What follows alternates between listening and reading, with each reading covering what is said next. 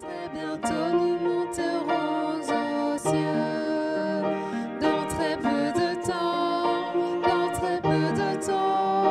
nous vaincrons les flots, les vents. Nous serons unis à ce que l'amour a plu. Très bientôt nous monterons aux cieux.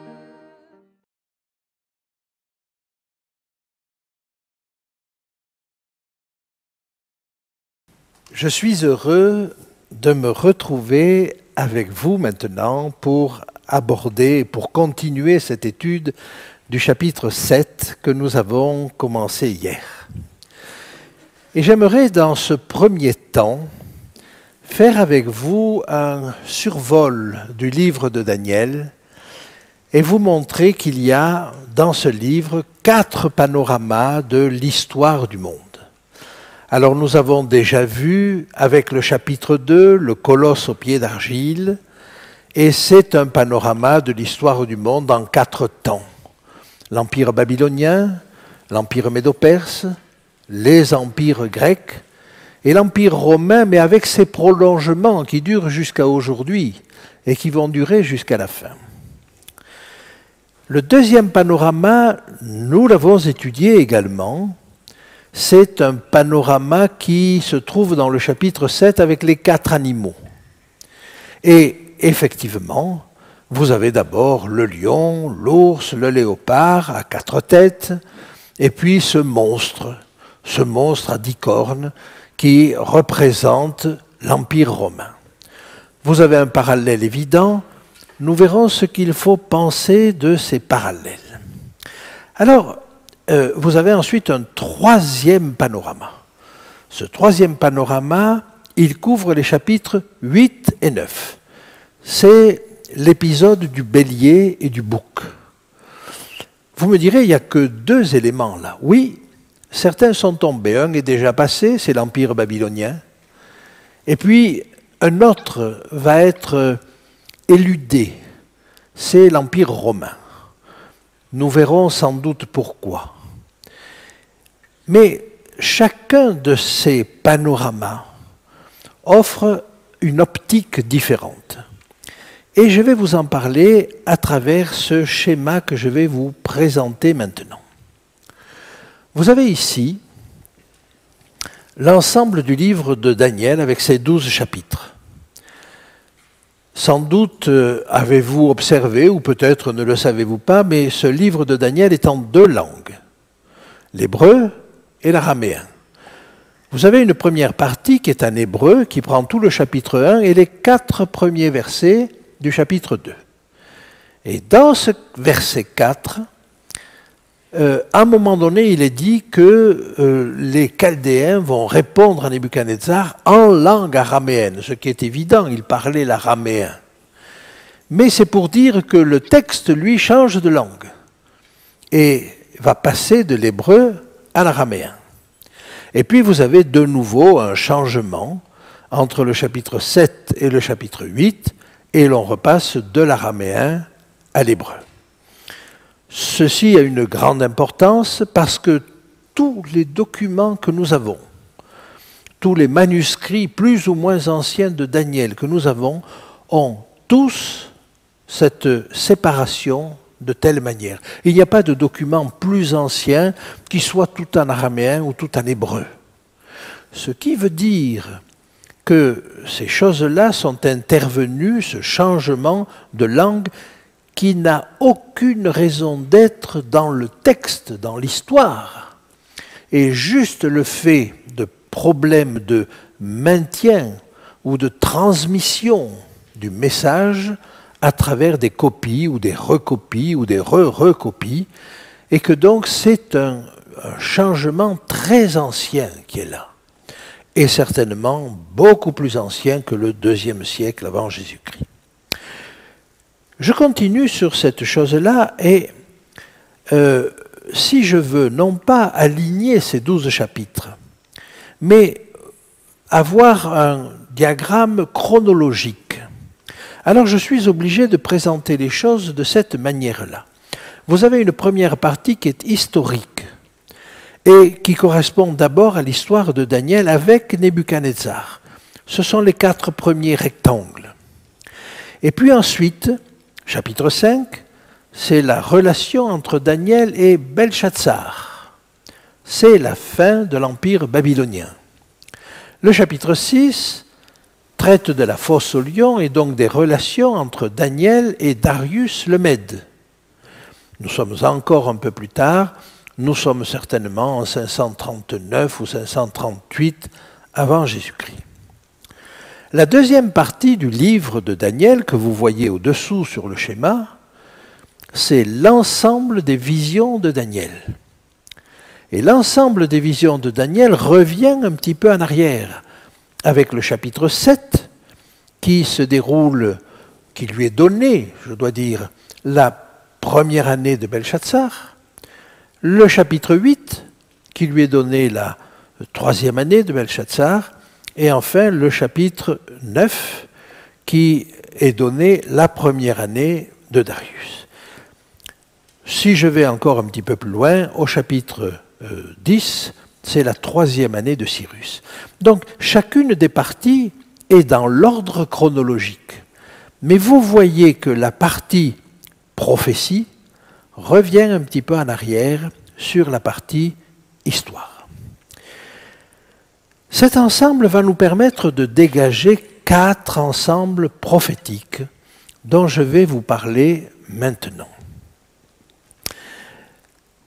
Le premier ensemble comprend le chapitre 2. C'est le colosse au pied d'argile. C'est cette statue immense qu'a vue Nebuchadnezzar. Et cela nous donne un panorama de l'histoire avec des civilisations plus ou moins brillantes et qui vont du plus brillant au moins brillant. Vous avez un deuxième ensemble qui nous est fourni par le chapitre 7. Et là, ce n'est plus Nebuchadnezzar qui reçoit la vision, c'est Daniel. Et là, nous allons avoir la vision du prophète. Au fond, la vision de la statue, avec ses 4 métaux de moins en moins brillants, l'or, l'argent, l'airain, le fer, c'était la vision d'un roi. Ce que nous allons avoir avec le chapitre 7, c'est la vision d'un prophète. Notez à quelle est l'importance de cette chose-là. Ce que nous apprenons dans les livres d'histoire, c'est ce qui nous est dit dans le chapitre 2. Avec une civilisation babylonienne tout à fait éclatante et remarquable. Et puis la civilisation médo-perse qui a laissé des monuments importants mais qui était moins brillante. Et puis la civilisation grecque, très brillante mais éphémère. Et puis la civilisation romaine, très dure. Eh bien, quand on voit cette chose-là, on a une idée, effectivement, de l'évolution de l'histoire, mais on n'a qu'un aspect. L'aspect que va nous donner Daniel, le prophète, celui qui va recevoir de Dieu directement ce qui est important, va nous présenter les mêmes entités, les mêmes ensembles. Comment? Sous la forme de civilisations brillantes? Pas du tout. Sous la forme d'animaux sauvages, d'animaux qui détruisent, d'animaux qui oppriment. Et vous voyez, quand nous avons ce regard que nous donnent les livres d'histoire sur l'ensemble de l'histoire et sur les civilisations brillantes, on s'extasie devant les réalisations d'un tel ou de tel autre. Le regard de Dieu est différent. Le regard de Dieu sur ces civilisations, c'est un regard qui nous permet de voir que les populations de base ont souffert. Et vous voyez ce regard-là, il est indispensable. Alors depuis quelques années, je pourrais dire depuis quelques dizaines d'années, les historiens s'intéressent non plus seulement aux grands de ce monde, mais ils s'intéressent aux bas peuples. Ils s'intéressent à ceux qui ont souffert, à ceux qui ont construit les pyramides, ou à ceux qui ont peiné sous la férule de ces potentats de l'Antiquité. Eh bien, il n'a pas fallu à la Bible attendre le XXe siècle pour cela. Déjà, Daniel nous en donnait une image. Nous allons aborder maintenant le troisième ensemble. Et le troisième ensemble est plus contesté. Ce troisième ensemble, il comprend les chapitres 8 et 9. Et il est contesté parce que beaucoup de commentateurs ne font pas le lien entre le chapitre 9 et le chapitre 8. Je vous montrerai que ces liens sont évidents.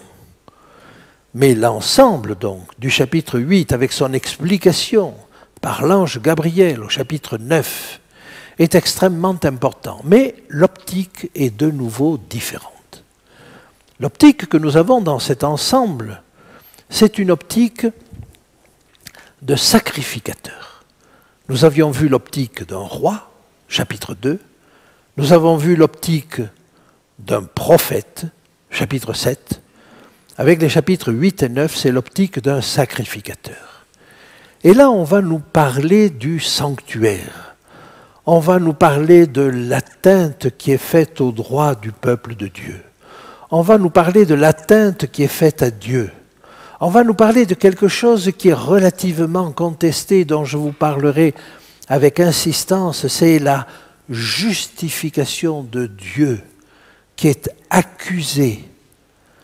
Et n'avons-nous jamais dit ou entendu dire, mais si Dieu existait, ça ne se passerait pas ainsi. Quand on dit cela, n'accuse-t-on pas Dieu de ne pas faire les choses comme il faudrait qu'elles soient faites?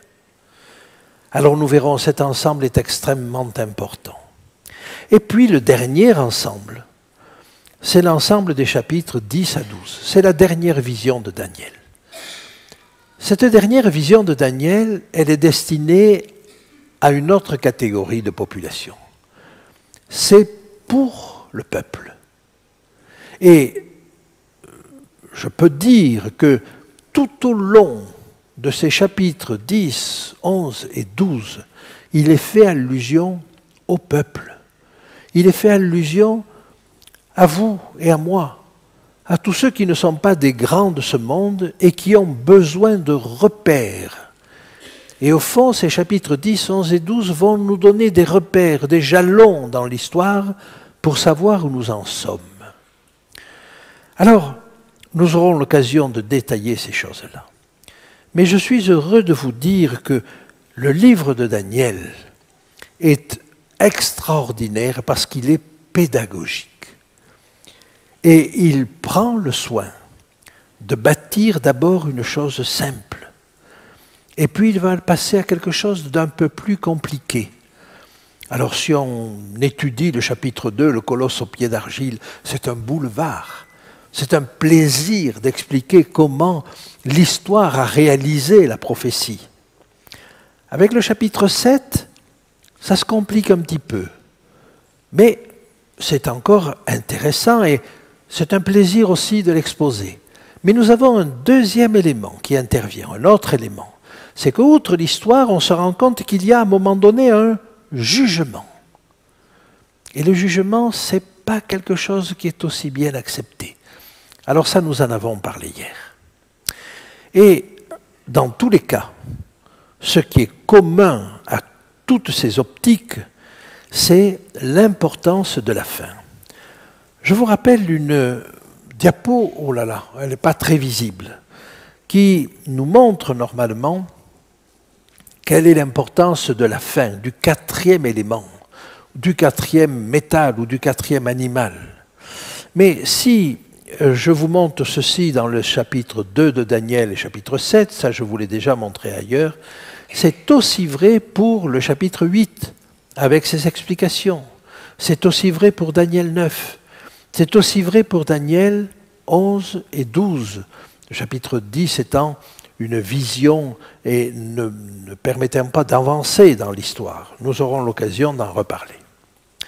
Alors, si vous l'avez compris, il y a ce parallèle entre le chapitre 2 et 7, et je ne peux mettre sur mon tableau que les chapitres 2 et 7. Nous avons l'Empire babylonien, l'Empire des Mèdes et des Perses, l'Empire des Grecs, l'Empire des Romains, et puis nous avons la suite de l'Empire des Romains. Simplement, ce que va nous faire le chapitre 7, c'est qu'il va ajouter quelque chose. Et ce quelque chose qu'il va ajouter, c'est le jugement. Et ce jugement, c'est l'élément nouveau du chapitre 7. Quand nous allons arriver au chapitre 8, vous allez voir que l'élément nouveau qui va se surajouter au précédent, c'est la purification du sanctuaire. Et puis quand nous arriverons au chapitre 10, ce sera encore autre chose. Je viens donc vous dire là qu'au fur et à mesure que nous allons avancer, le tableau qui nous sera donné va se complexifier. De notre manière, il va aussi se simplifier, parce que des choses qui étaient évidentes, on va les laisser de côté. Par exemple, au chapitre 8, vous n'avez plus que 2 éléments, le bélier et le bouc. Parce que Babylone est passée et parce que l'Empire romain n'a rien apporté sur le plan religieux.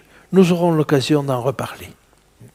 Alors, si je veux parler maintenant de ce qui ressemble, ce qui rassemble, de ce qui apparente, apparie les différentes visions de Daniel, il est beaucoup plus intéressant et beaucoup plus instructif de regarder les différences. On s'ingénie à trouver les parallèles entre Daniel 2 et Daniel 7 et Daniel 8. Et je suis en train de vous dire, mais ingéniez-vous à trouver les différences, à trouver ce que chaque vision apporte de plus par rapport à la précédente. Et alors vous verrez que c'est beaucoup, beaucoup plus instructif. Chaque vision, donc, ajoute à la précédente. Les apports du deuxième panorama, c'est-à-dire du chapitre 7, on en a parlé. Comment Dieu voit ces brillantes civilisations. Il les voit comme des animaux sauvages. Ensuite, il amène le jugement. Et dans ces différences, on pourrait ajouter que le royaume de Dieu, au bout du compte, est remis au peuple de Dieu. Le chapitre 2 nous disait qu'il y avait un royaume éternel de Dieu. Le chapitre 7 nous dit que ce royaume appartiendra aux élus. Et vous voyez qu'il nous donne là une précision. Nous le lisons par exemple si nous le lisons dans Daniel 2,40, dans le temps de ces rois, le Dieu des cieux suscitera un royaume qui ne sera jamais détruit. Mais dans Daniel 7, le règne, la domination et la grandeur de tous les royaumes qui sont sous les cieux seront donnés au peuple des saints du Très-Haut. Maintenant, un autre élément nouveau dans le chapitre 7, c'est une durée. Nous n'avions pas de durée dans le chapitre 2. Dans le chapitre 7, nous avons une durée, et qui est en relation avec le jugement. Et je vous lis cette chose-là, il prononcera des paroles. Alors ce roi qui est représenté par la petite corne, il prononcera des paroles contre le Très-Haut, il opprimera les saints du Très-Haut, il espérera changer les temps et la loi, et les saints seront livrés entre ses mains pendant un temps, des temps et la moitié d'un temps. Puis viendra le jugement, et on lui ôtera sa domination qui sera détruite et anéantie pour jamais. On commence à avoir des données chiffrées. Nous aurons une autre donnée chiffrée dans le chapitre 8, et nous aurons l'occasion d'en reparler.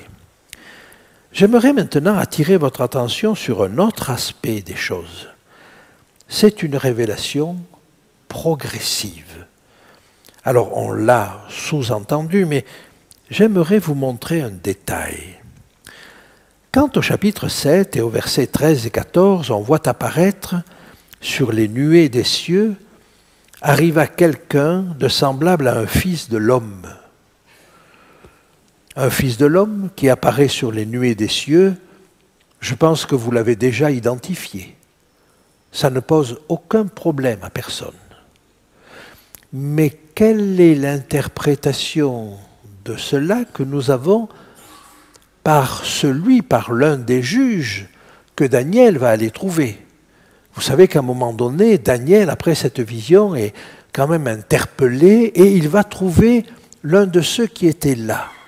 En réalité, l'un de ceux qui étaient assis, c'est-à-dire l'un des juges. Et il va lui poser des questions. Alors une première question courte, je dis, mais qu'est-ce qu'il y a de vrai dans tout ça? Il ne se pose pas des questions sur l'interprétation, ça lui paraît tellement étonnant qu'il se demande si c'est vrai. Et on lui dit, mais oui, c'est vrai. Il y aura 4 royaumes, et puis au bout du compte, Dieu instaurera un royaume éternel. Réponse très synthétique. Mais il n'est pas satisfait, c'est pas ça sa question. Sa question arrive avec une question longue, et alors il va la préciser. Et il va dire, mais ce qui m'intéresse, c'est le 4e animal. Et dans le 4e animal, ce qui m'intéresse, c'est la petite corne. Et dans la petite corne, ce qui m'intéresse, c'est le fait qu'elle persécute le peuple des saints. Ça, c'est quelque chose qui l'interpelle. C'est quelque chose qu'il ne comprend pas. Il ne s'agit pas d'interpréter la prophétie. Il s'agit pour lui de se trouver en face de quelque chose qui le heurte profondément. C'est que le peuple des saints, le peuple de Dieu, dont on ne dit pas qu'il se conduit mal, ce peuple-là est persécuté, écrasé. Son peuple a été écrasé, Daniel. Les Hébreux sont partis en Babylonie, ils sont allés en déportation. Mais il le comprend, ça il l'accepte. Le peuple s'est mal conduit, jusqu'à faire passer leurs enfants par le feu, jusqu'à adorer les divinités étrangères, jusqu'à essayer de les imiter, d'imiter les peuples dans leur adoration de ces dieux de bois, de pierre et de toutes sortes de métaux.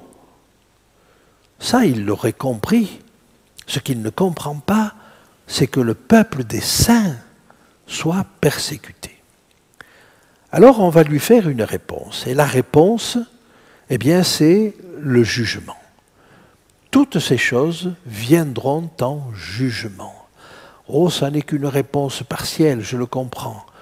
Et nous allons en parler tout à l'heure. Mais là où je veux insister, c'est que là, dans ce chapitre 7, il voit quelqu'un venir, un homme venir et s'approcher de l'Ancien des Jours. Vous avez reconnu Jésus, sans problème. Comment va-t-il le comprendre? Comment celui qui juge, se juge, quelle est l'explication qu'il va lui donner? Eh bien, il va dire le règne, la domination et la grandeur de tous les royaumes qui sont sous les cieux seront donnés au peuple des saints du Très-Haut. Ah, il ne dit pas Jésus, on ne le connaît pas, Jésus. Et pour lui, ce personnage qui s'approche de l'Ancien des Jours, c'est un personnage collectif. Celui qui reçoit la domination, celui qui reçoit le règne, c'est ce personnage collectif, c'est le peuple de Dieu.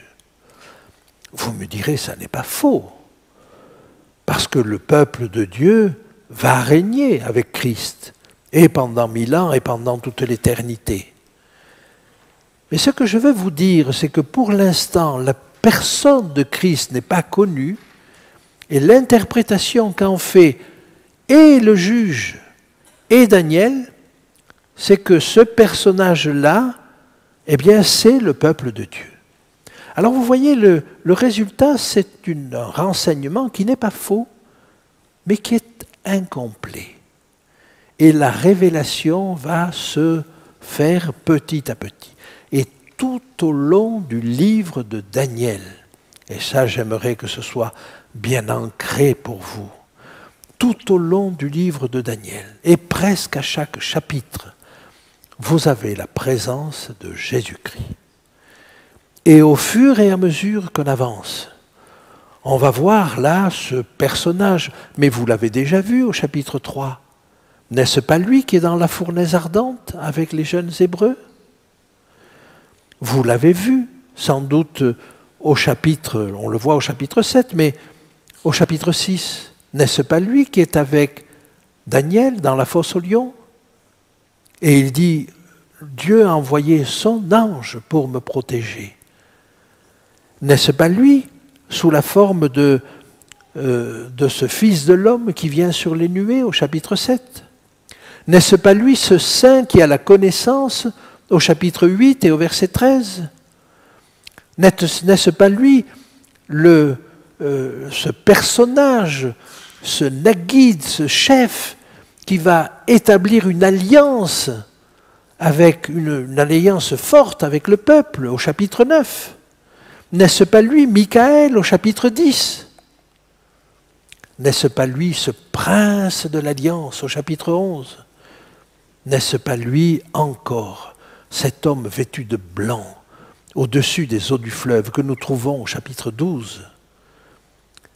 Et au fur et à mesure que l'on avance dans le livre de Daniel, la personne du Christ devient de plus en plus évidente.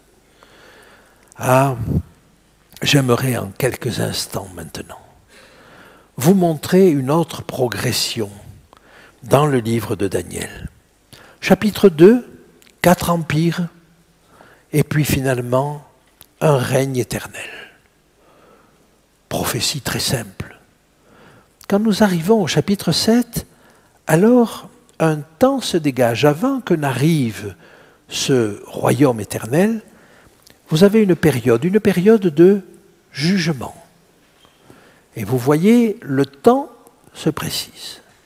Et puis nous avançons encore, et avec les chapitres 8 et 9, alors un des 4 empires universels n'est plus là.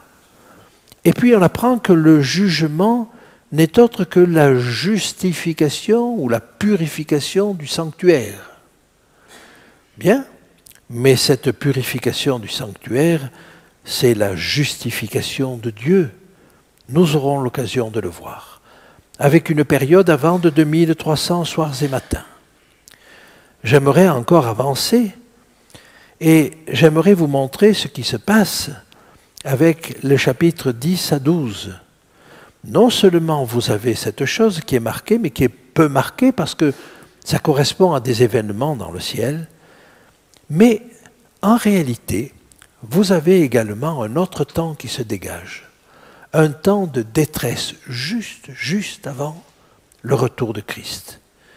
Et avant ce temps de détresse, vous avez également Michaël qui se lève. Et nous verrons ce à quoi ça correspond. En d'autres termes, je veux vous dire que si la personne de Christ se précise de chapitre en chapitre, le temps, la séquence des événements se précise de chapitre en chapitre. Eh bien, j'aimerais donc maintenant que nous abordions le dernier élément que nous n'avons pas abordé et il s'agit de préciser les choses sur le 4e animal et la petite corne. Mais j'aimerais vous dire combien le livre de Daniel est didactique, combien il construit petit à petit, en partant du plus simple jusqu'au plus compliqué. Et vous savez, si vous avez eu des études, vous savez qu'on a commencé par Daniel 2, on a continué avec Daniel 7. Peut-être vous a-t-on expliqué Daniel 8 et 9. J'aimerais savoir qui dans cette salle a reçu des études sur Daniel 11. Et vous êtes probablement peu nombreux. Alors nous allons essayer d'aller jusqu'au bout. Et ce que j'ai envie de vous dire, voyez ce livre de Daniel comme une progression à chaque pas. Mais c'est une construction. Et vous ne pouvez pas poser le toit dans une maison si vous n'avez pas d'abord mis les fondations et les murs. Que Dieu nous aide, par sa grâce, et en suivant le livre de Daniel, à construire cette maison prophétique. Amen.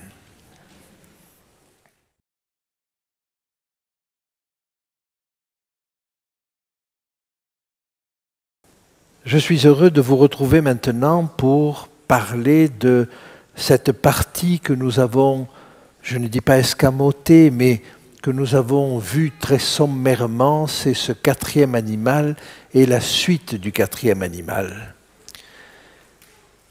Nous avons vu que c'était l'Empire romain, mais quand on a dit que c'était l'Empire romain, c'est vrai, mais ça n'est que la première partie de cette histoire. ce que j'ai à partager avec vous ce matin m'est pénible, m'est difficile à dire. Mais difficile à dire parce que cela remet en cause des croyances, des attachements de certaines personnes à ce qu'ils croient vrai, à ce qu'ils croient juste. Et ça peut ne pas être accepté. Et c'est toujours difficile d'aller combattre quelque chose auquel la personne que vous avez en face de vous tient. Mais j'aimerais dire, de manière très forte, que si nous allons avoir à dire des choses difficiles vis-à-vis d'une autorité qui a dominé tout le Moyen-Âge, qu'il soit bien clair que nous n'avons rien contre les personnes de la population, bien sûr, mais les personnes même qui les ont guidées ou qui les ont accompagnées et qui sont rentrées dans un système. Et s'il y a perversion et cruauté, c'est la cruauté et la perversion du système qui mérite d'être dénoncée et pas des personnes. Alors, ce quatrième animal, tel qu'il nous est décrit dans le livre de Daniel, nous est décrit à plusieurs endroits. Le premier élément se trouve au chapitre 7. Et au chapitre 7 et au verset 7, et nous trouvons ceci. Après cela, je regardais pendant mes visions nocturnes, et voici, il y avait un quatrième animal terrible, épouvantable et extraordinairement fort. Il avait de grandes dents de fer, il mangeait, brisait, il foulait aux pieds ce qui restait. Il était différent de tous les animaux précédents, et il avait 10 cornes. Si on suit l'histoire, nous aboutissons là à l'Empire romain. Et effectivement, l'Empire romain correspond bien à cette description. En quoi était-il différent de tous les autres? Il était différent parce que c'était une république. Même si le système était proche de la monarchie, en réalité, c'était une république. Et un César ne succédait pas forcément à un autre César parce qu'il était son fils. Souvent, il était le fils adoptif. Mais le système romain permettait d'adopter comme fils parfois des gens plus âgés que soi. Et l'on voyait ainsi un fils adoptif plus âgé que son père. Ceci était simplement une manière, si vous voulez, de fonctionner. La suite, le verset 8, est plus terrible encore. Je considérais les cornes et voici une autre petite corne sortie du milieu d'elle, et 3 des premières cornes furent arrachées devant cette corne. Et voici, elle avait des yeux comme des yeux d'homme et une bouche qui parlait avec arrogance. Daniel va s'arrêter là, parce que la vision lui montre autre chose. Et lui montre, à un moment donné, un spectacle au ciel. Et au ciel, il va voir le début du jugement. Et la cour de justice céleste va s'installer au verset 9 et 10, c'est le début du jugement.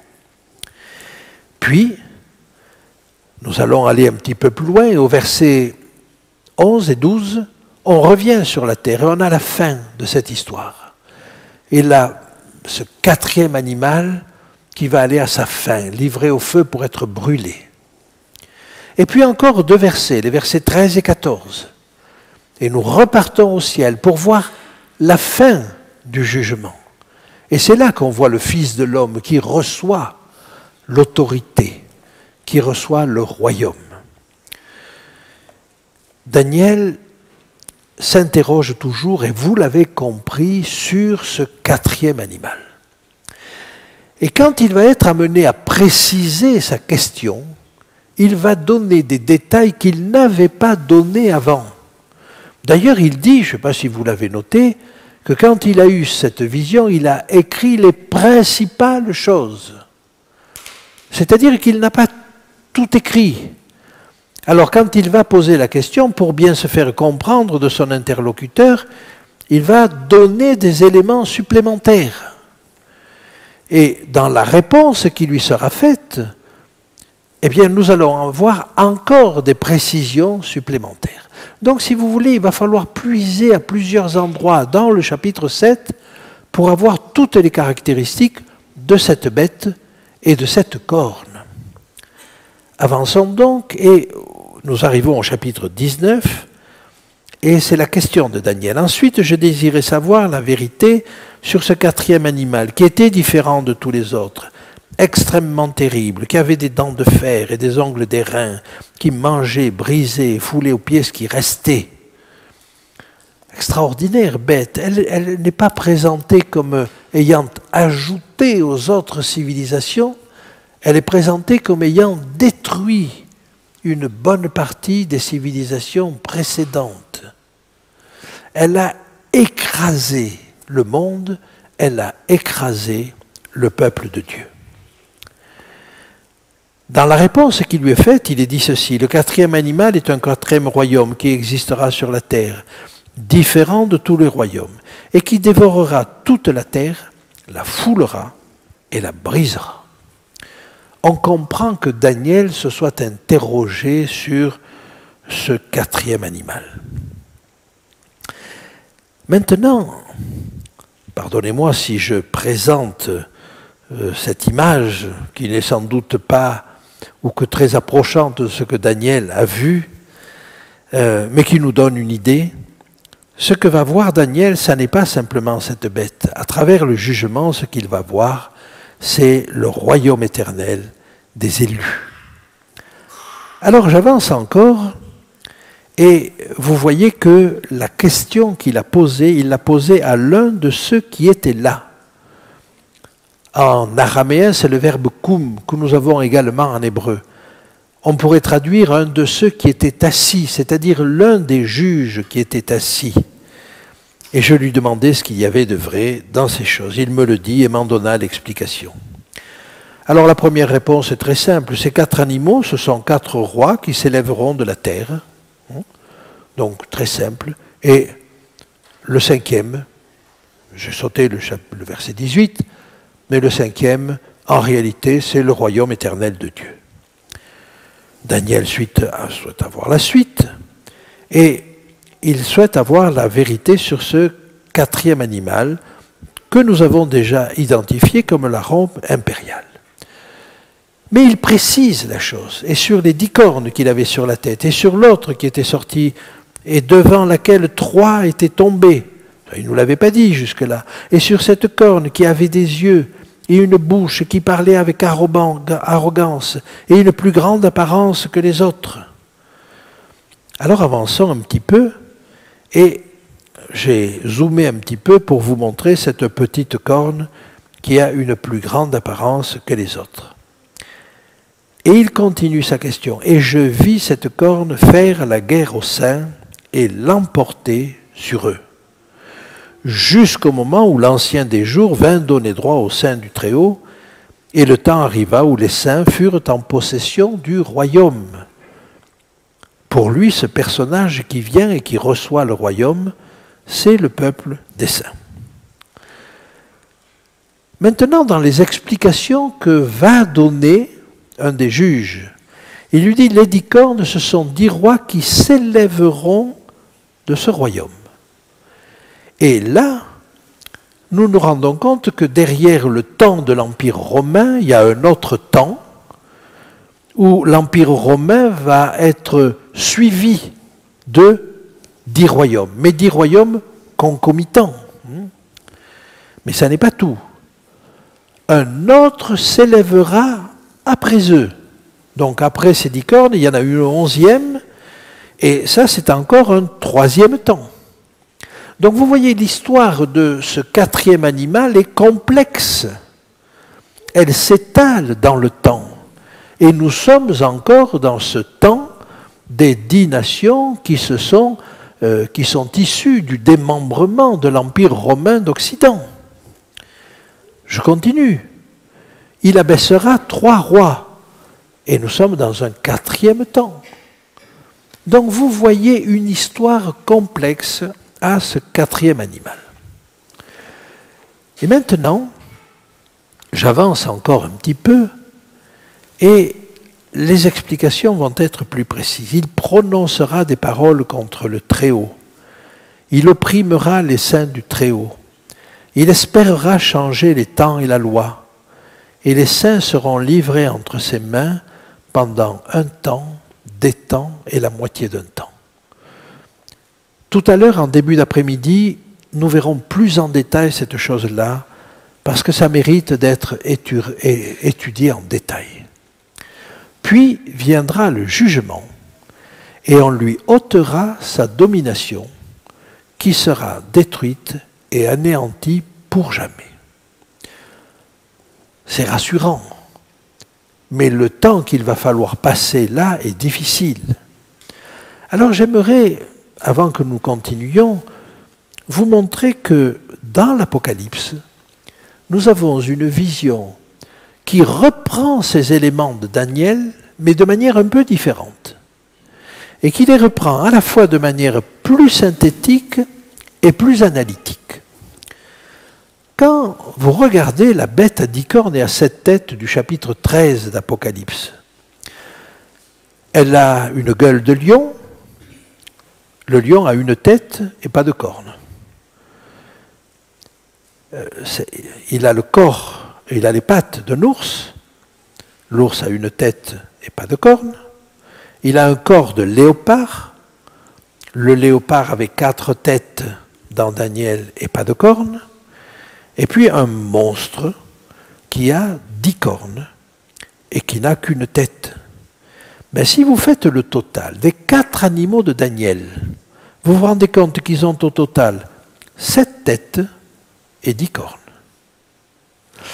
C'est-à-dire que cette bête du chapitre 13 d'Apocalypse est la synthèse des 4 animaux de Daniel. J'ajoute que cette bête s'élève de la mer, comme les 4 animaux, s'élève de cette mer agitée par les vents de guerre et des soulèvements et de tous les mouvements de ces populations. Et il n'est pas, anodin que cette bête soit la synthèse de ces choses-là. Mais si elle est la synthèse des 4 animaux de Daniel, alors que Daniel ne va pas nous détailler beaucoup, il va nous dire que l'histoire de ce 4e animal est complexe, il ne va pas nous détailler avec autant de précision. L'Apocalypse va le faire. Et l'Apocalypse va nous détailler toute l'histoire de ce 4e animal. Donc vous voyez, plus synthétique, c'est un seul animal, c'est le dragon. Et au fond, le dragon, eh bien, il nous le dit, Jean, c'est le diable, c'est Satan, c'est le serpent ancien. Ce dragon, il a 7 têtes et 10 cornes. C'est lui qui est derrière toutes ces puissances depuis l'Antiquité. Mais de notre côté, il a 7 têtes qui vont se succéder. Alors il y a les 4 que nous connaissons, mais le 4e, lui, va être disséqué, va être expliqué plus en détail, avec 4 phases. L'Empire romain, l'Église romaine, et puis une phase d'absence ou d'effacement. Et puis de nouveau, un renouveau. Et vous avez donc 4 phases. Alors si vous faites le total, 4 empires, mais le 4e est lui-même divisé en 4 parties, eh bien ça vous fait 7. Et voilà comment nous passons d'un système de 4 parties dans Daniel à un système à 7 parties dans l'Apocalypse. Mais comme nous avons étudié ces choses en septembre, je ne vais pas revenir là-dessus. Alors j'aimerais que l'on prenne quelques moments pour identifier cette petite corne, cette puissance qui va tout écraser. L'Empire romain a tout écrasé, c'est vrai, mais ça on l'a déjà identifié. Et il y a eu des persécutions du peuple de Dieu par les Romains. Mais une fois que les Romains se sont arrêtés, et la dernière grande persécution, ça a été la persécution de Dioclétien en 303, qui a commencé en 303 de notre ère. Et vous le retrouvez dans l'Apocalypse sous la forme de ces 10 jours de persécution à Smyrne, dans la lettre de Smyrne. Ça a commencé en 303, et c'est l'empereur Constantin qui y a mis fin en 313, avec sa victoire au pont Milvius sur les autres Césars de l'époque. Ça a duré exactement 10 ans. Mais quand, en 325 de notre ère, Constantin a convoqué le concile de Nicée, et qu'il a convoqué tous les dirigeants de l'Église, beaucoup étaient absents parce qu'ils avaient péri dans cette persécution, et ceux qui restaient de cette persécution étaient presque tous mutilés, ou aveugles, ou borgnes, ou mutilés d'une autre manière. Donc vous voyez une grande persécution. Nous sommes là au début du IVe siècle. Eh bien, retenez ceci. Avant la fin du IVe siècle, en moins de 100 ans, c'est l'Église qui est devenue persécutrice. Et vous avez 2 exemples au moins qui sont reconnus dans l'histoire. C'est l'exemple d'Hypatie, qui était une païenne, mais une femme très intelligente, qui vivait à Alexandrie, et qui était, je pourrais dire en termes modernes, un professeur d'université. Elle a été prise par les chrétiens, soupçonnée d'avoir une mauvaise influence sur le gouverneur de la ville. Elle a été dépecée vivante par des chrétiens, moins d'un siècle après la persécution. Je pourrais vous citer les chrétiens qui, en Germanie, c'est-à-dire en Allemagne, ont persécuté les païens. En 395, et c'est un poète païen, mais romain, qui a décrit ces choses-là. On a donc des témoignages écrits du fait qu'en moins d'un siècle, l'Église est devenue persécutrice. Les chrétiens sont devenus persécuteurs. Vous me direz, c'était une époque où la notion de liberté religieuse n'était pas développée, certes, mais quand même. Et vous voyez que nous allons passer de la persécution du 4e animal à la persécution de la petite corne qui est issue de cela. Alors, j'ai réuni quelques caractéristiques et quelques indices. Premier indice, je considérais les cornes et voici une autre petite corne sortie du milieu d'elle. Eh bien, le système papal va se trouver renforcé avec l'arrivée du pape Vigile en 538 et cette force-là va émerger, alors que jusque-là, elle était très modeste. Elle existait depuis longtemps, mais très modeste. Elle va commencer à avoir un rôle politique à partir de ce moment-là. L'Empire romain, je vous le rappelle, l'Empire romain d'Occident était mort en 476 après Jésus-Christ, avec la dépose du dernier empereur Romulus Augustule par les barbares. Deuxième indice, les 10 cornes, ce sont 10 rois qui s'élèveront de ce royaume et un autre s'élèvera après eux. Et c'est bien après que l'Empire romain est croulé sous les coups de boutoir des barbares que s'est élevée cette puissance au milieu des autres. On dirait que je vous fais une démonstration qui n'est pas valable parce que c'est un a priori. Oh, vous savez, j'ai fait l'exercice, mais je n'ai pas le temps de le faire avec vous, mais j'ai fait l'exercice de mettre toutes ces caractéristiques et de dire, voyons, est-ce que ça pourrait coller avec Charlemagne, par exemple? Alors, vous avez quelques éléments qui marchent, mais pas tous. Est-ce que ça pourrait être avec Charles Quint? Oui, alors vous avez quelques éléments qui marchent, mais pas tous. Est-ce que ça pourrait aller avec Napoléon? Est-ce que ça pourrait aller avec Hitler? Est-ce que ça pourrait aller avec Guillaume II? Et on a essayé comme cela. Et certains remplissent les conditions, mais jamais toutes. Mais pour remplir toutes les conditions, il n'y a qu'une entité qui le fait. C'est cette Église chrétienne, dite chrétienne. Je dis dite chrétienne parce que cette Église a recelé dans son sein des hommes de grande valeur. Et je n'ai pas besoin de rappeler des François d'Assise ou des Vincent de Paul, des Savonarola.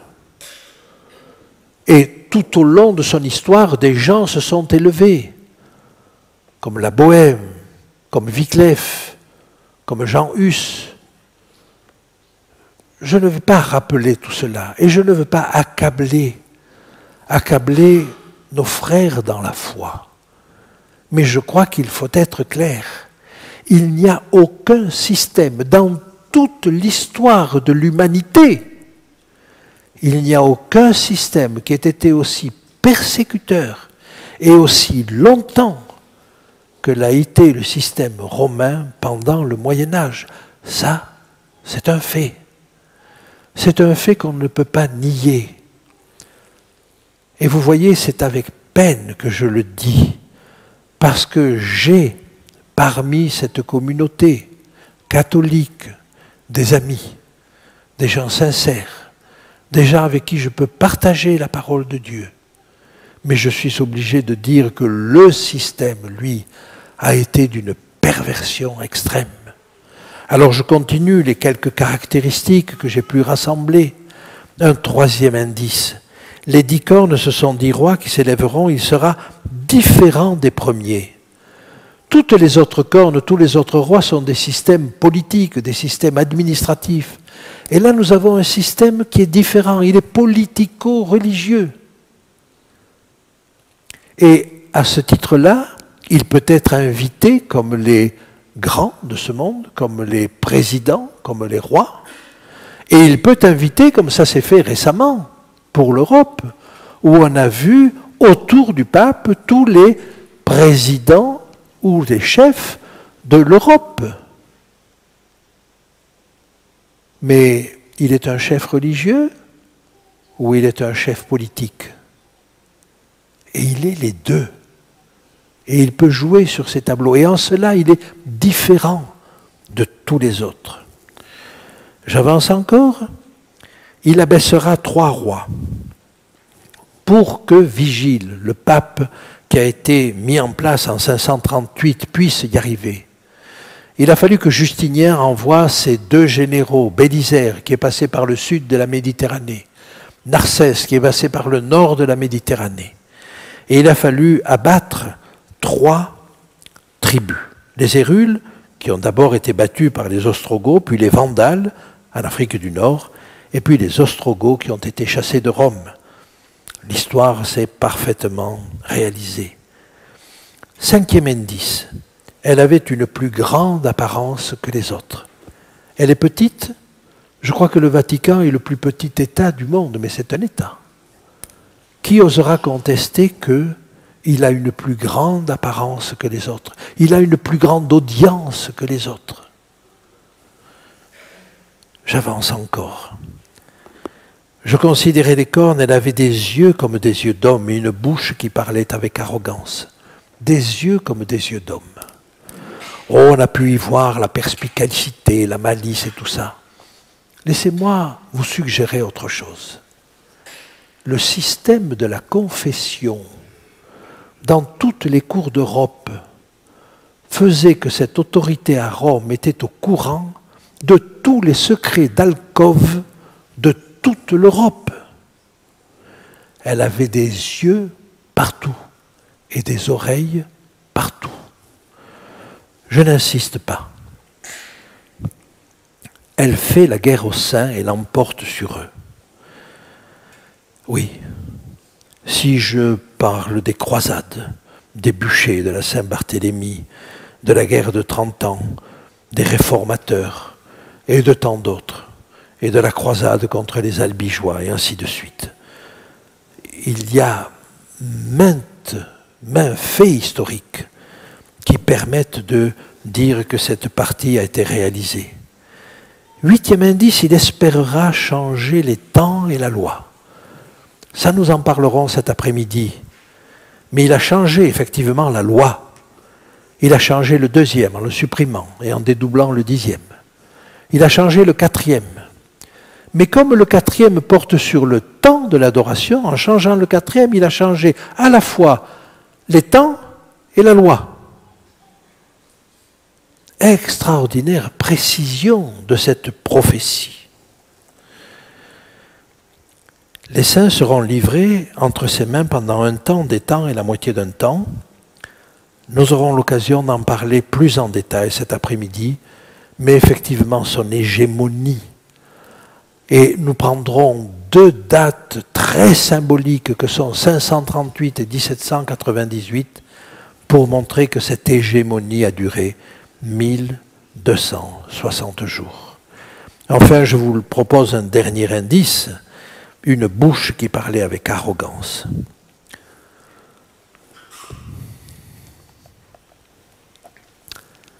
Quand j'ai vu que récemment, il y avait cette année de la miséricorde. Savez-vous en quoi consiste cette année de la miséricorde?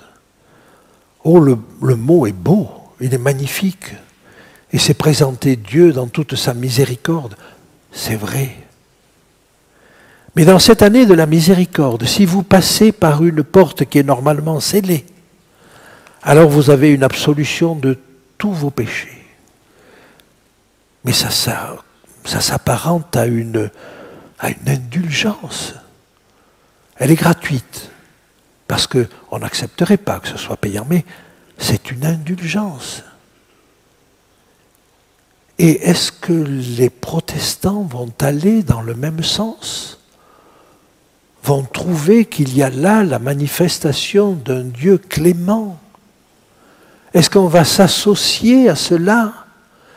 Mais Luther se retournerait dans sa tombe s'il voyait cela.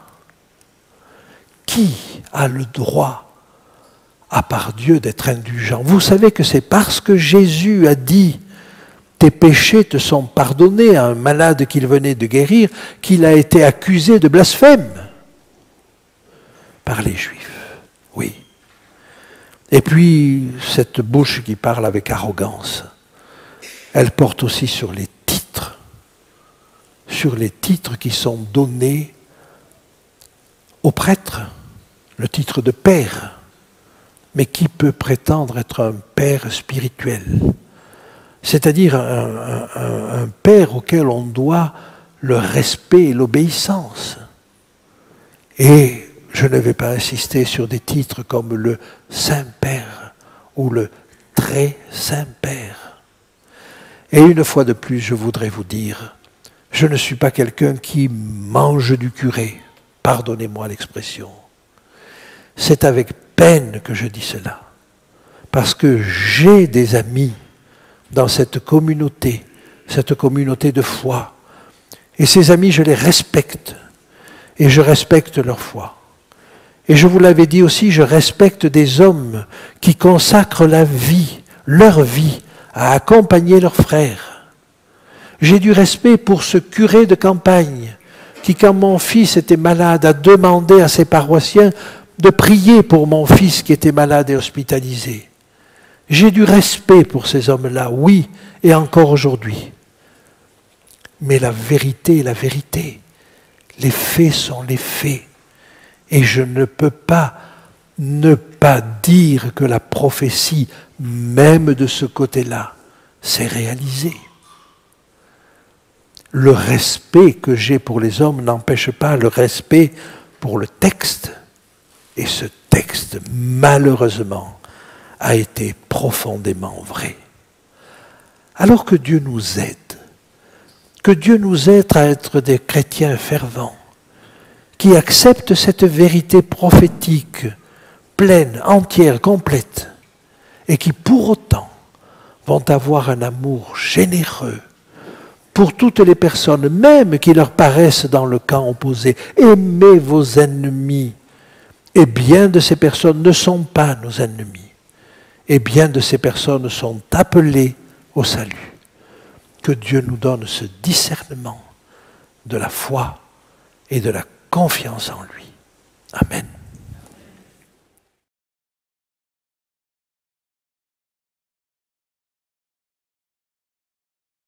pourquoi l'enfant de Dieu est-il persécuté? C'est une question que l'homme se pose depuis l'aube de l'humanité et très sincèrement, je n'ai pas le sentiment de pouvoir apporter une réponse complète et définitive à cette question. Mais nous pouvons y réfléchir. Et j'y réfléchis à l'occasion de ce chapitre 7, parce que je vous l'ai dit tout à l'heure, la question qui taraude Daniel, ce n'est pas une question d'interprétation de la prophétie, elle se déroule sous nos yeux. Mais c'est pourquoi le peuple de Dieu est-il persécuté? Et nous allons voir dans quel état ça va le mettre. Alors vous avez là la structure du début du livre de Daniel dont je vous ai parlé, 8 versets sur l'histoire, le déroulement des 4 empires, puis un flash céleste pour nous dire que le jugement commence, puis on revient sur la terre pour la fin de l'histoire, et puis de nouveau un flash céleste pour nous amener à la fin du jugement. Mais il n'est pas satisfait. Et le verset 15 nous dit qu'il est dérangé, qu'il est malade. Alors il va poser successivement 2 questions, une question courte, une question longue, et qui vont nous donner des renseignements supplémentaires. Mais surtout, cette question longue va nous permettre de comprendre quelle est sa préoccupation. Et au bout du compte, et malgré la réponse qui lui est faite, malgré cette réponse qui dit que le jugement est là pour rendre justice au sein du Très-Haut, il est quand même malade de ce qu'il a entendu. Alors, je vais avancer un petit peu dans le livre de Daniel, mais j'aimerais avancer pour vous montrer que dans la suite du texte, au chapitre 8 et au chapitre 9, il va se poser les mêmes questions. Et voyons-le, moi Daniel, j'eus l'esprit troublé au-dedans de moi et les visions de ma tête m'effrayèrent. Je m'approchai de l'un de ceux qui étaient là et je lui demandai ce qu'il y avait de vrai dans toutes ces choses. Et puis il désire savoir la vérité sur le 4e animal. Nous avons vu toutes ces choses-là. La persécution du peuple de Dieu le laisse pantois. Et à la fin du chapitre 7, il dit, ici finirent les paroles. Moi, Daniel, je fus extrêmement troublé par mes pensées. Je changeai de couleur et je conservai ces paroles dans mon cœur. Donc vous voyez que Daniel sort de cette vision du chapitre 7 complètement abattu. Par la suite, Daniel va chercher à comprendre. Et nous abordons le chapitre 8, il dit « J'entendis la voix d'un homme au milieu de l'oulaï, et il cria et dit « Gabriel, explique-lui la vision. » Nous verrons que là, il y a des choses à comprendre. Mais pour autant, je ne suis pas sûr qu'il est entièrement satisfait. Et moi, Daniel, dit-il à la fin du chapitre 8, je fus plusieurs jours languissant et malade. Puis je me levai, je m'occupais des affaires du roi, j'étais étonné de la vision et personne n'en eut connaissance. Il faut arriver au chapitre 10 pour que Daniel dise enfin, la 3e année de Cyrus, roi de Perse, une parole fut révélée à Daniel, qu'on nommait Belchatsar. Cette parole qui est véritable, vous savez, il demandait ce qui était vrai. Cette parole est véritable. Annonce une grande calamité. Il fut attentif à cette parole et il eut l'intelligence de la vision. Et pour la première fois, on nous dit qu'il comprend la vision. Je ne crois pas qu'il comprenne simplement le déroulement des événements qui lui sont présentés. Ils sont dans l'avenir et c'est difficile. Mais il va comprendre quelque chose sur cette question fondamentale qui se pose à lui depuis le départ. Pourquoi le peuple de Dieu est-il persécuté? Alors quand nous étudierons ce chapitre 10, nous essaierons de voir ce qui se passe. Simplement, je peux vous dire que le terme qui a été traduit là par calamité, en hébreu, c'est le terme tsaba. C'est une armée. Mais qui dit armée dit combat. Et en général, qui dit combat dit calamité. Alors on a choisi le troisième sens de ce mot. Mais il me semble que celui qui convient là, c'est le second. C'est un grand combat. Et nous essaierons de comprendre dans ce chapitre 10 quel est ce grand combat qui permet à Daniel d'entrevoir une vérité qui va lui expliquer d'une certaine manière pourquoi le peuple de Dieu est persécuté. J'aimerais maintenant, avant d'aller plus loin, vous amener sur l'enseignement de Jésus. Cet enseignement, c'est celui qui vous a été lu tout à l'heure dans Matthieu 10. J'aimerais faire un court aparté. Le peuple de Dieu, les enfants de Dieu peuvent être persécutés parfois de leurs propres erreurs, de leurs propres fautes. Et je vous rappelle ce que dit le sage, au jour du bonheur, réjouis-toi, au jour du malheur, réfléchis.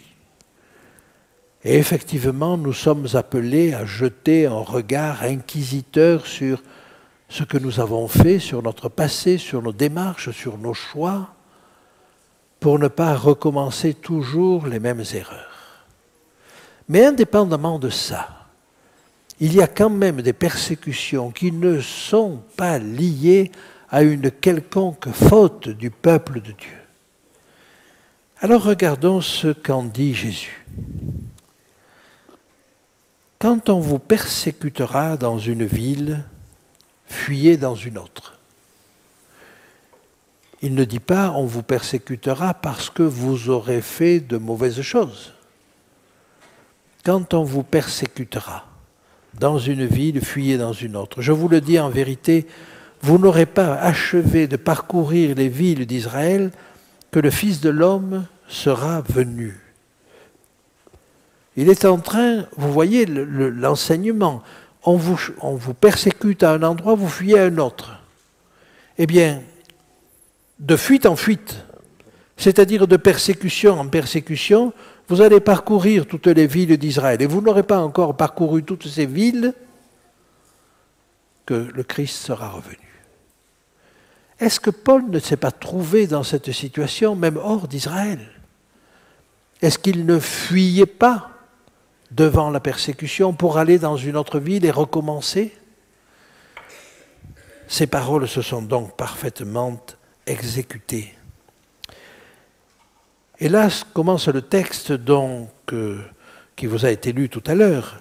Le disciple n'est pas plus que le maître, ni le serviteur plus que son Seigneur.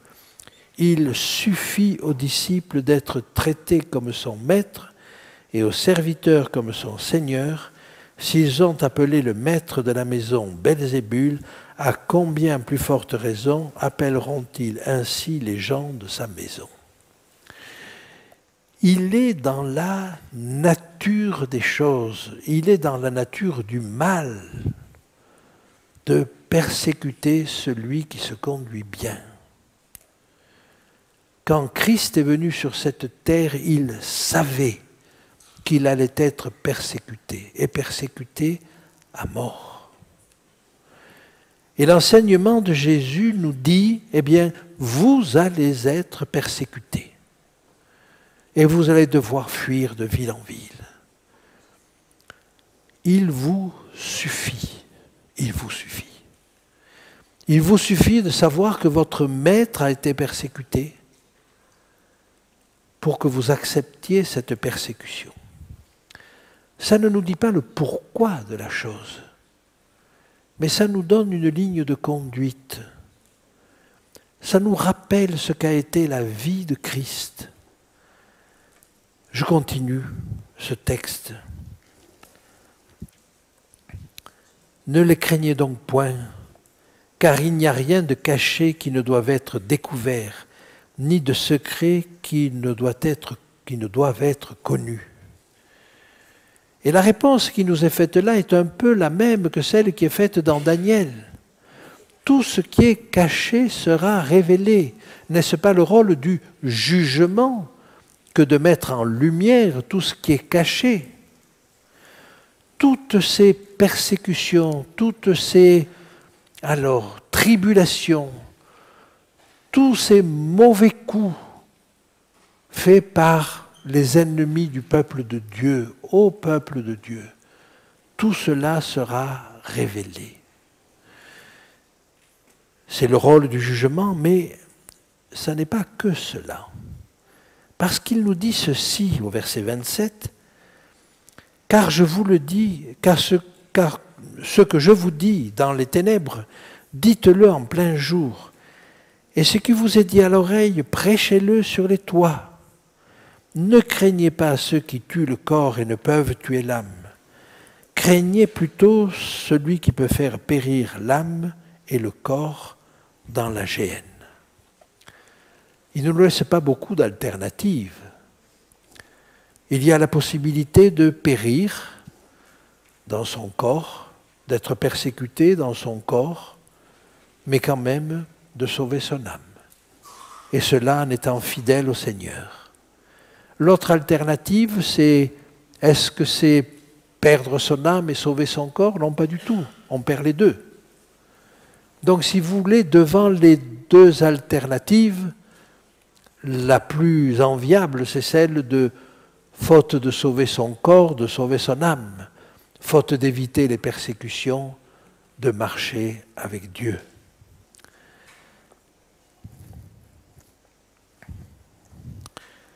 Ne vend-on pas 2 passereaux pour 1 sou, cependant il n'en tombe pas un à terre sans la volonté de votre Père. On pourrait penser que Dieu a abandonné la terre. C'est une des théories. Il a créé la terre, il a mis tout en place et puis il la laisse. Il la laisse aller. Tout le livre de Daniel nous dit que Dieu est un Dieu vivant qui intervient. Ça n'est pas quelqu'un qui a laissé, qui a créé, qui a laissé la terre évoluer pour son propre compte. J'ai été dans le passé tenté par cette idée pour expliquer l'inexplicable. Mais ça n'est pas le cas. Dieu intervient. Dieu est un Dieu vivant. Et même les cheveux de votre tête sont tous comptés. Il ne se passe rien sur cette terre qui ne soit connu de Dieu. Mais que dire à une personne qui vient de perdre un être cher? Dieu le sait.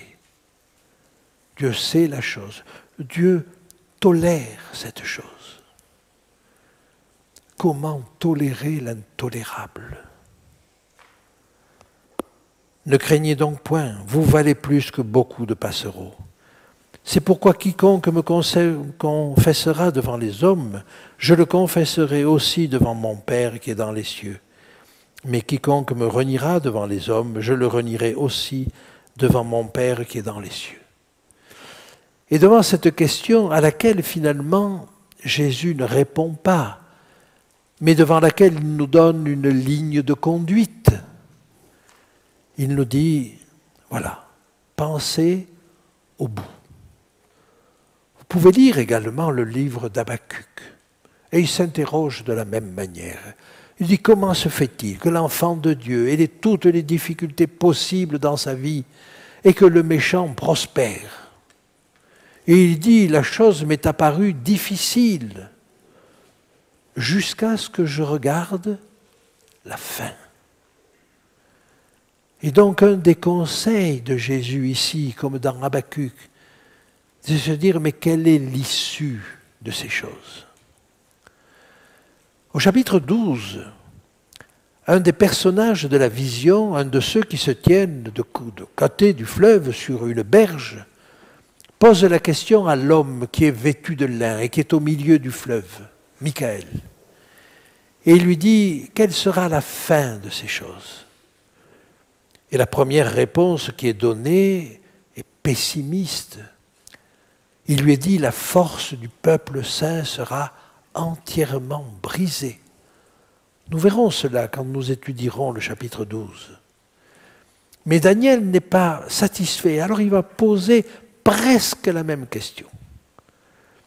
Il ne va pas dire quelle est la fin, ketz en hébreu, mais quelle est l'issue, acharé ou acharit, quelle est l'après de ces choses-là. Parce qu'il sait qu'au bout du compte, on le lui a déjà dit, le peuple de Dieu sera en possession du royaume. Et alors là, on va lui donner une durée plus longue. Et on va lui dire, voilà, là, on va arriver à une période où le peuple de Dieu sera délivré et sera dans le bonheur. Malgré ça, nous n'avons pas tous les éléments. Mais voyons ce que dit Jésus. Ne croyez pas que je sois venu apporter la paix sur cette terre. Je ne suis pas venu apporter la paix, mais l'épée. Dramatique. C'est même dans la nature de l'Évangile que de provoquer le conflit. Et combien d'entre nous ont pu vivre dans leur famille, dans leur entourage, le fait de se convertir, de découvrir le Seigneur, d'avoir la joie de connaître un Dieu aimant, un Dieu vivant, un Dieu compatissant, et de se trouver en but à leur famille ou à leurs proches ou aux compagnons de travail. Ça, ce sont des faits. Mais alors, est-ce que l'Évangile apporterait le conflit? Oui. Malgré cela, Jésus dit à ses disciples, « Je vous donne ma paix. » Et je ne vous la donne pas comme le monde la donne, mais je vous donne ma paix. C'est-à-dire qu'en même temps qu'il nous amène le conflit, et je crois que les jours qui sont devant nous vont faire apparaître plus encore le conflit entre les enfants de Dieu et tous les autres, nous n'allons pas vers une période de paix. Si nous allons vers la fin, nous allons vers une période de plus grand conflit. Mon propos n'est pas de vous alarmer, mais mon propos est de vous dire la paix que donne Dieu dans ces cas-là est encore plus forte que la paix qu'il peut donner en temps de paix. Avançons dans ce texte et il dit, car je suis venu mettre la division entre l'homme et son père, entre la fille et sa mère, entre la belle-fille et sa belle-mère, comme s'il n'y avait pas assez de conflits comme ça, naturellement, sans que l'Évangile vienne en ajouter. Et l'homme aura pour ennemi les gens de sa maison. Celui qui aime son père ou sa mère plus que moi n'est pas digne de moi. Et celui qui aime son fils ou sa fille plus que moi n'est pas digne de moi. Ah, ces paroles sont tellement dures que des gens ont quitté Jésus à la suite de ça. Que des gens se sont écartés de son enseignement. Celui qui ne prend pas sa croix et ne me suit pas n'est pas digne de moi. J'ai du mal quand je lis ces choses-là. Est-ce qu'il n'y a pas là un évangile repoussoir? Et vous vous rendez compte qu'on peut, si l'on prend ces choses-là, simplement au premier degré, on peut avoir une vision très négative de la religion. Moi, je souffre quand j'entends mes enfants ou la génération d'après, qui ne sont pas spécialement religieux, dire « mais ne voyez-vous pas que tous les conflits dans ce monde viennent de problèmes religieux ?» Et d'une certaine manière, est-ce que je peux leur répondre non?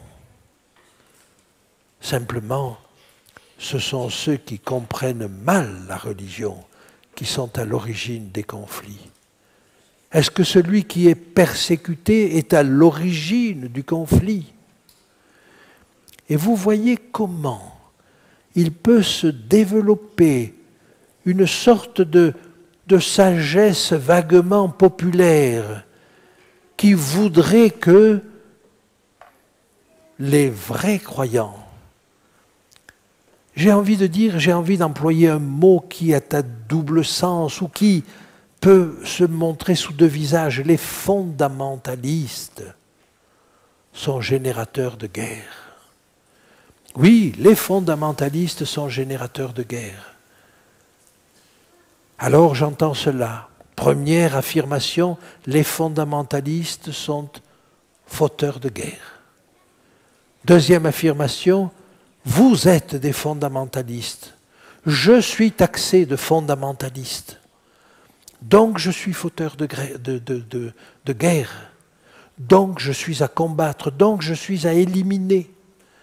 Est-ce que vous voyez le raisonnement très simple par lequel on pourrait aussi être persécuté parce qu'on ne rentre pas dans le moule commun?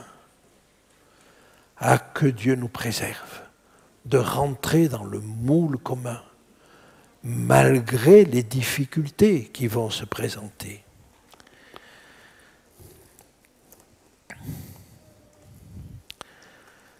Celui qui vous reçoit, me reçoit. Et celui qui me reçoit, reçoit celui qui m'a envoyé. Celui qui reçoit un prophète en qualité de prophète recevra une récompense de prophète. Et celui qui reçoit un juste en qualité de juste recevra une récompense de juste.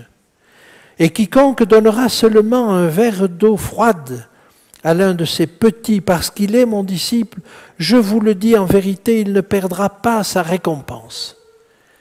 Et là, Jésus oriente notre pensée vers un aspect qu'on n'avait pas peut-être envisagé jusque-là. C'est que s'il y a des gens qui persécutent le peuple de Dieu, il y a des gens qui ont le cœur touché et qui vont aider le peuple de Dieu, qui vont le soutenir en difficulté. Et là, je crois que vous voyez se dessiner des raisons positives à la persécution. La persécution, c'est l'occasion ou jamais de manifester des liens fraternels, des liens d'intérêt, du secours aux uns et aux autres, à ceux qui sont injustement accusés. J'aimerais vous citer cette phrase qui est bien connue de Tertullien, qui disait « Le sang des martyrs est une semence de l'Évangile ». Et au moment où les chrétiens étaient mangés dans les arènes, il osait dire « Le sang des chrétiens est une semence de l'Évangile ». Il n'y a jamais eu autant de chrétiens, de gens qui se convertissent, que dans les moments où les chrétiens étaient les plus persécutés.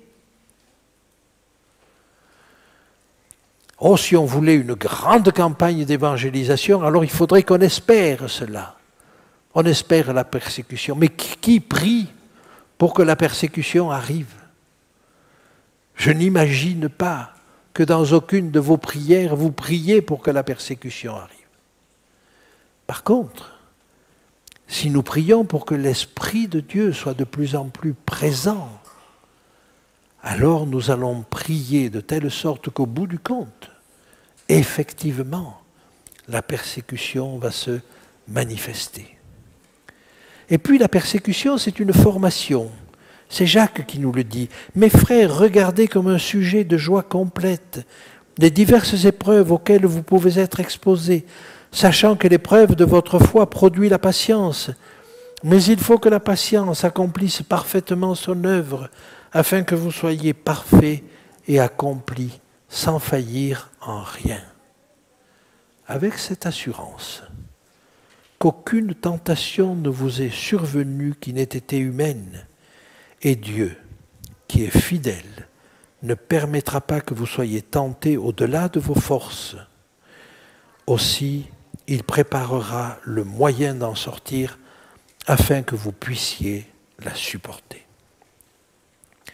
Mais au-delà de ces aspects positifs, si j'ose dire, de la persécution, il y a un autre aspect que nous examinerons avec la fin du livre de Daniel.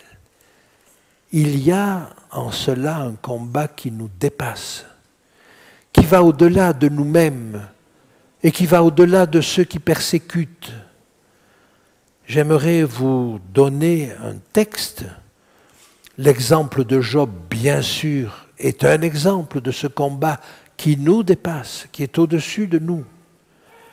Mais on a du mal à imaginer que nous sommes des objets, des tests, pour que des intelligences supérieures puissent y voir clair. Ça, c'est une situation de cobaye que nous acceptons très mal. Mais regardez ce que dit l'apôtre Paul. « Car Dieu, ce me semble, a fait de nous, apôtres, les derniers des hommes, des condamnés à mort en quelque sorte, puisque nous avons été un spectacle au monde, aux anges et aux hommes. » Aux hommes, c'est le monde. Aux anges, c'est déjà un autre monde. Et quand il dit au monde, ne pense-t-il pas à l'univers? C'est-à-dire que nous ne sommes pas seuls. L'apôtre Paul le dit, nul ne vit pour lui-même, nul ne meurt pour lui-même. Non seulement sur cette terre, mais nous rentrons là dans un conflit cosmique. Et ça, nous le verrons avec le chapitre 10.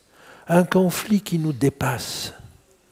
Alors, ne nous suffit-il pas, comme le dit Jésus dans cet évangile de Matthieu au chapitre 10, ne nous suffit-il pas de savoir que notre Maître a été traité plus rigoureusement que nous?